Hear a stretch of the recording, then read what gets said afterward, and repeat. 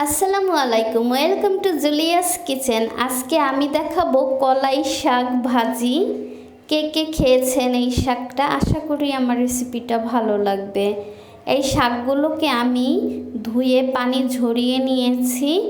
Of ক্যামেরায় আমি এই যে কুচি কুচি করে কেটে নিয়েছি। এইভাবে একদম কুচি কুচি করে, যত কুচি কুচি পারেন ততই ভালো। কেটে নেওয়ার পরে আমি চুলায় বসিয়ে দিয়ে দিচ্ছি পেঁয়াজ কুচি, চাইলে রসুন কুচিও দিতে পারেন। দিয়ে দিচ্ছি স্বাদ মতো লবণ।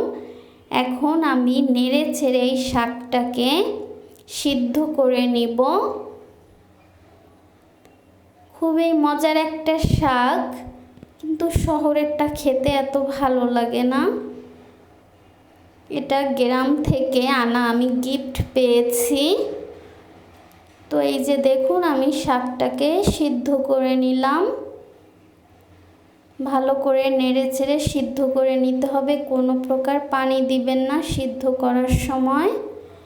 এখন আমি অন্য চুলায় প্যানে পর্যাপ্ত পরিমাণে তেল দিয়ে দিচ্ছি পেঁয়াজ কুচি এবং রসুন কুচি।